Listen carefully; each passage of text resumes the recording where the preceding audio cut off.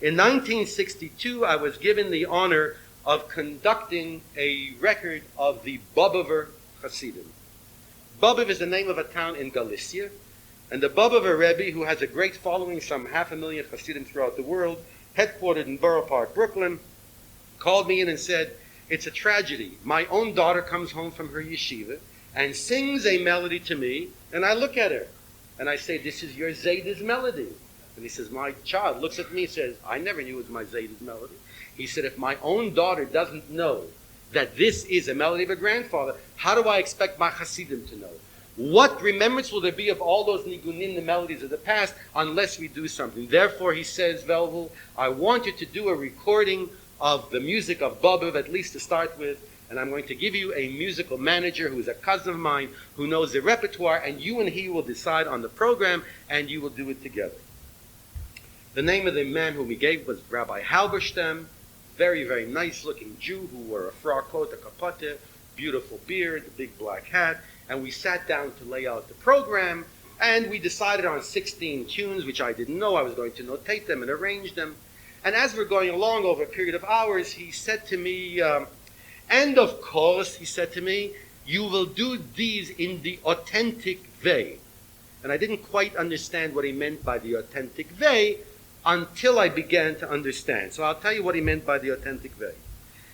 You know that we have a standard pronunciation for Hebrew here in America, so that if you go to a synagogue and they're going to say the blessing for the wine, they will say, "Baruch atah Hashem Elokeinu melech haolam, borei pri hagofen."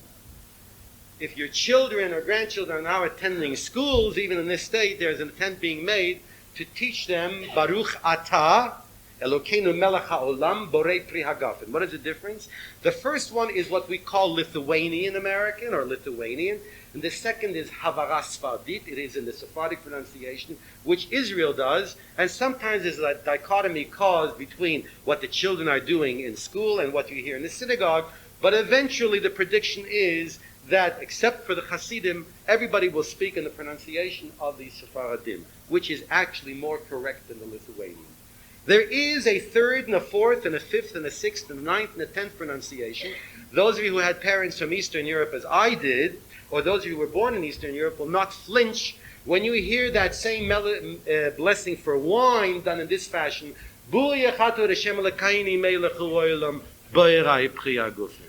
Very, very common. I know. I grew up with that. That is called Polish or Galicianish. If you're a Galicianer or a Polak, you will pronounce that Buyechato, and it's fine. I said to him, "Rabbi, you do not mean that this is the authentic way?" And I mimicked him, and he said, "Yeah, this material must be ethnic, 100% true." I said to him, "Rabbi, I hate to disagree with you, but if you do something in this kind of pronunciation, you're going to drive people away." I said, "I'm not sure who buys these recordings and cassettes of Hasidic music, but I'm sure it's not the Hasidim themselves." He says, "How do you know?" I said, "In every Hasidic house that I come," this is 1962, "they show me their hi-fi, a machine that they buy for $39 that doesn't even move at 33 and a third. It goes at 29 and 7/8, 31 and a quarter, and they say, 'How do you like mine high fidelity?' So I know that they're not buying the records. I mean, they're not into that. It's being bought by the younger generation of Hasidim. And these younger generation, or the modern Orthodox, or the traditional conservative, if they will hear "Bu Yechatu Hashem Elokeinu Melech Haolam," they'll freak out. It'll sound like a throwback to the Ming Dynasty. A chassid has a very interesting way of putting you off when he wants to get his point across. I learned this. He said to me, "Don't worry, do it."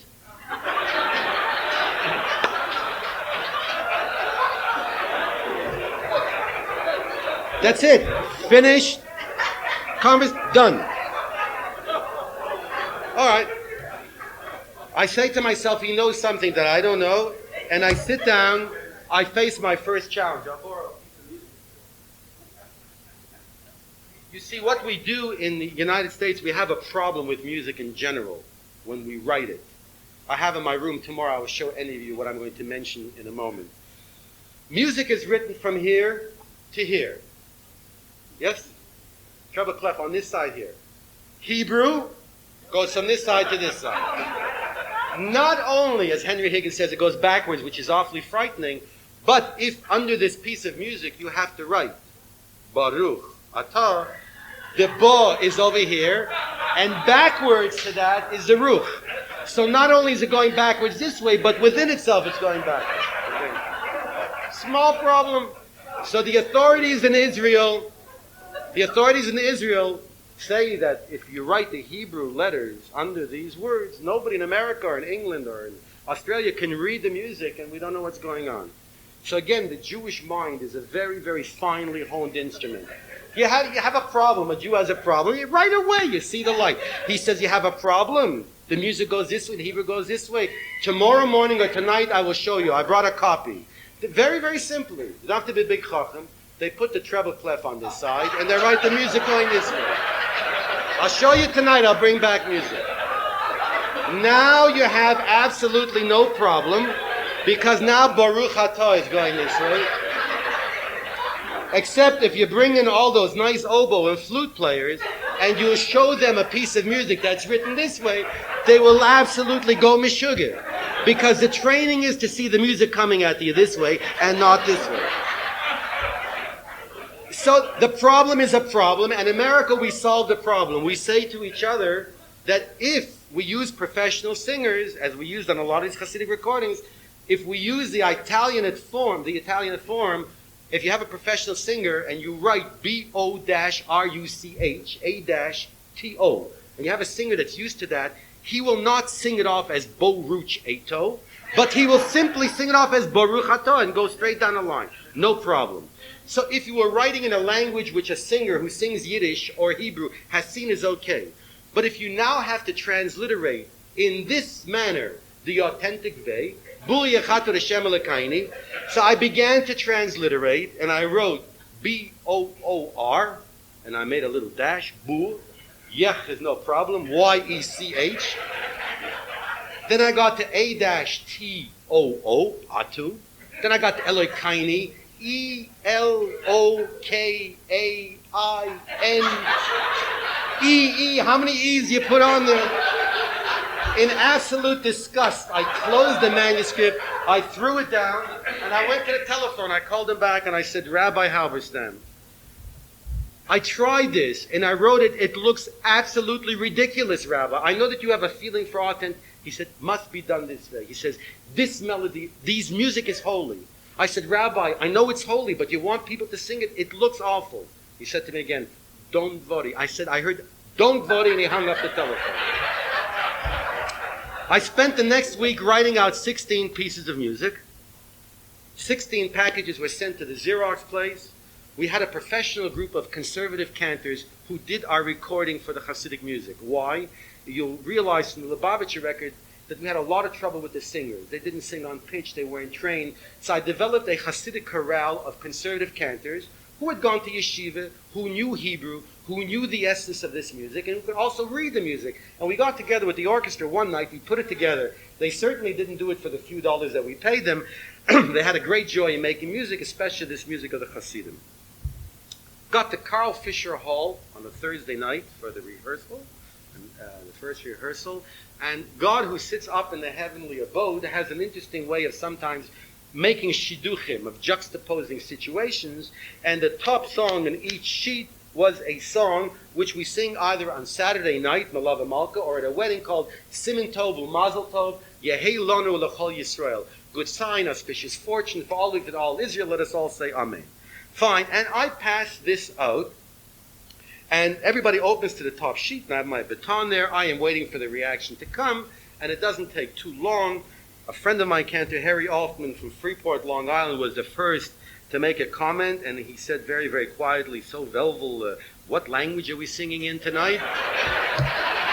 So I knew that it was a little bit of tzuris. I said, gentlemen, before we begin, I've had a battle with Rabbi Halberstam for a couple of weeks now. He has a great feeling that this music must be left in its authentic and ethnic way, and therefore he wants us to do it in Galicianish, the way the Baba Hasidim do, so that it will remain as a permanent record of how this music should be performed. Well, they said that's very, very fine. A he wants it, we'll do it. So we're going to do Siman Tov Mazel Tov. It's fine. Siman Tov Mazel Tov Yehi Lanu L'Chol Yisrael. Now, in this Galiciana language, turns out to be Siman Tov, Mazel Tov, Yehi Lanu L'Chol Yisrael Umayin. Very broad.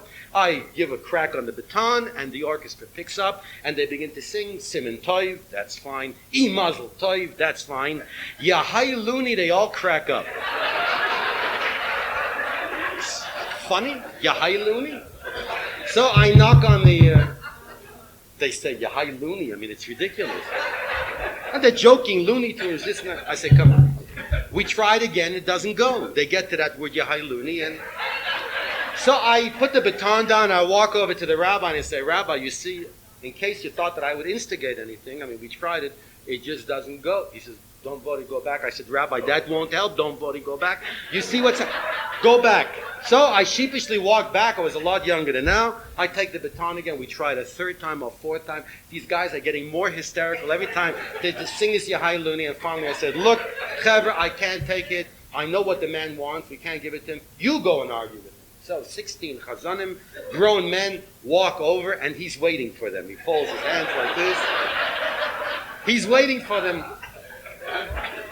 They walk over, and as they're walking, they're yelling, Rabbi, we know your feeling of wanting to preserve this in this ethnic way. We know, but we know, even though it says Yahai Luni, we can change it and we'll say Yahai Luni, it'll go smooth. And he waited and he says, you're all finished. Everybody done? Good. He says, when a chosid doesn't have another way of convincing people, he tells a story.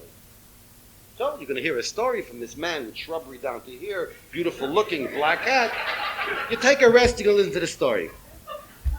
I've told this story maybe 400 times. If you can give me a better story that points out ethnicity or authenticity, you tell me and I'll get rid of this and I'll tell that one. I use this accent for flavoring, not to make fun of him. But we gather around, he says, you know, a group of tencels.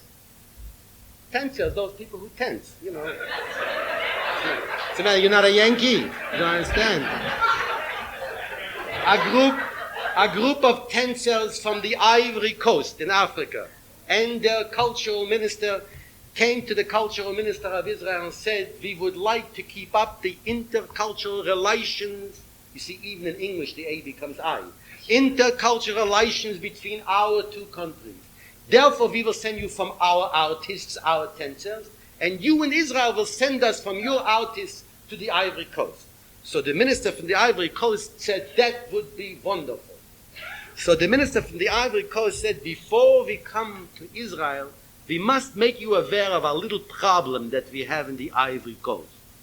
So the minister from Israel said, problem? What kind of problem you have in the Ivory Coast? He said, you see, in the Ivory Coast, our tencels dance only bare-chested.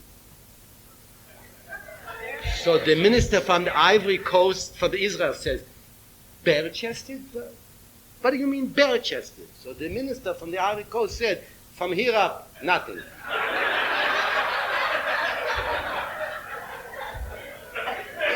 So the minister from Israel said, you mean naked?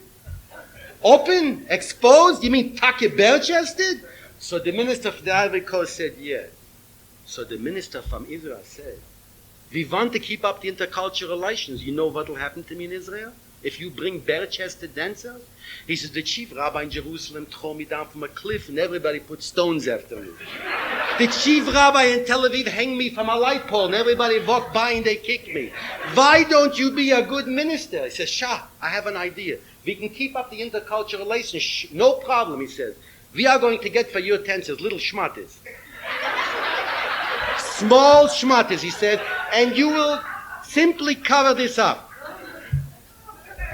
So the minister from the Ivory Coast raised himself on his heels and said, Mr. Minister from Israel, if we cover this up, it is no longer the tencels of the Ivory Coast. Maybe from some other nationality in Africa. Our tencels have to dance bare-chested, open, exposed, naked. That is the only way we do our tenses. He says the same thing with you and your fancy leader. You're very, very embarrassed. It sounds so open, so bare-chested, so exposed. You laugh, you're high loony. It doesn't sound good. It's not it, right? What do you want to do? You want to take a little Lithuanian schmate, and he mimicked us, and cover it up and say, Yehelonu. I mean, I want you to know my 16 guys were blasted out of their mind. Where does a guy on his feet standing there come up with a story like this?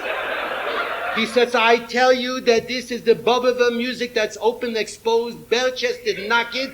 We are not embarrassed. He says, you will go back to your seats and you will sing Yahai Luni until you plutz.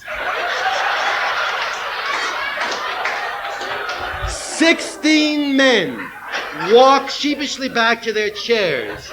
One guy said to me, well, if this man, with that beard and that could tell us this story to drive home a point of ethnicity and authenticity, we will do it until we plutz. I want you to know, not one giggle after that.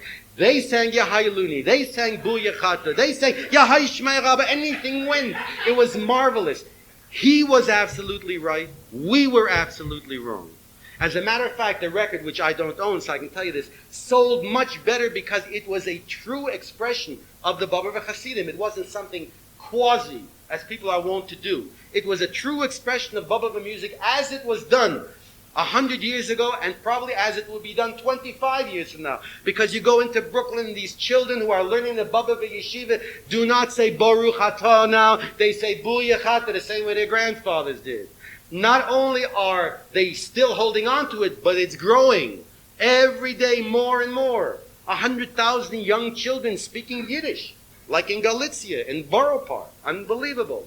He was right, we are wrong. But the point is that there's a feeling that once you do this in a certain way, it has a kedusha, a kind of holiness of it that you should not tamper with. And so he was right and we were wrong. Don't vote means don't bother me. You're not allowed to change this. I can tell you that I had the experience with a Lubavitcher piece of music. I smoked at the time, and I put an ashtray down on a piece of music notation, and 5 Hasidim ran over to me and took the ashtray off. And I said, hey, Chaver, it's only a piece of notation of music. They said, would you put an ashtray on a Sidur? I said, of course not. They say, you're not allowed to put an ashtray on this too. This is part of our ritual. This is part of our Kedusha. This is part of our holiness. So, with that in mind, I will give you that Yahai Luni, a piece of music, is not on the tape here because it broke and the copies are very rare. But I'm going to put a selection here which you have also in there, which is rather interesting because Bobov is the only group of Hasidim who sing a combination of Hebrew and Yiddish together. And this is a chasna song that they sing at a wedding. Very, very interesting. The text is from the Hallel, the song of praise, which we say on Rosh Chodesh, and which we say on the festivals like Pesach and Sukkot. And the words say, Kol Rina v'Yeshua v'Ahalei Tzadikim, may the sound of joy be heard from the tents of the righteous. To that they add something which doesn't belong, but they sing, Dem Rebben zol leben a Mazel Tov. We wish the Rebbe a long life, a Mazel Tov. Alle Hasidim a Mazel Tov, all the Hasidim. Alle Yedidim, all the dear followers a Mazel Tov, in a Mazel Tov. When they are finished with the Rebbe, wishing him a Mazel Tov, and the dear Hasidim and the scrap hangers, then they do the following. Chusens Tzad, which means the side, the family of the Chatzan, of the bridegroom, Mazel Tov. Kalis Tzad Mazel Tov, from the Kalis side. And then a word which there is no corresponding word in the English language. Alle Machatunim a Mazel Tov. We Jews are the only ones who invented a relationship between the groom's parents and the bride's parents. As Feltzoas, we need that relationship here. Do you understand? No other nation on the face of the earth has a relationship between the groom's parents and the bride's parents except us. It's Machatonim Shaf. So we mentioned the Machatonim here. Okay? The fellow who sings the verse is Rabbi Halberstam in Yiddish. I'll have to pinpoint this. You give me just a minute. I'll see where we are.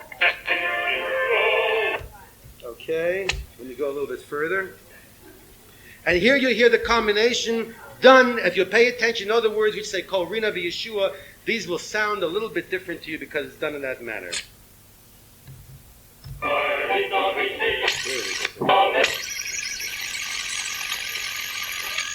Okay.